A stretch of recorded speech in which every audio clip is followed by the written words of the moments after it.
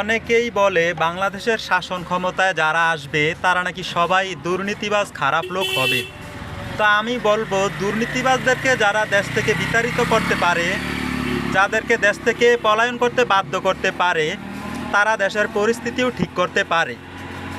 কারণ প্রত্যেকটা গ্রামে, প্রত্যেকটা থানায়, জেলায় যদি আপনারা সংবাদ সম্মেলন করেন যে এখন থেকে নতুন স্বাধীন বাংলাদেশে যারা দুর্নীতি করবে, চাঁদাবাজি করবে, দর্শন করবে, তাদের হাত কেটে দেওয়া হবে, তাদেরকে তাদের ঘরবাড়ি জ্বালিয়ে দেওয়া হবে, তাদের গোষ্ঠী সুদ্ধা জাহান্নামে নিক্ষেপ করা হবে। আপনারা ওই রকম সংবাদ সম্মেলন করেন, মিছিল মিটিং করেন, দেখবেন জালেমরা ঠিক হয়ে যাবে, অথবা জালেমরা আপনার বিরুদ্ধে চলে যাবে। তো চলে যাওয়ার পর আপনি পরিষ্কারভাবে বলে দিবেন, তোর সাথে আমার কোনো সম্পর্ক নাই, তোরা দেশের শত্রু, জনগণের শত্রু, সার্বভৌমত্বের শত্রু, তোরা সার্বভৌমত্বের জন্য হুমকি।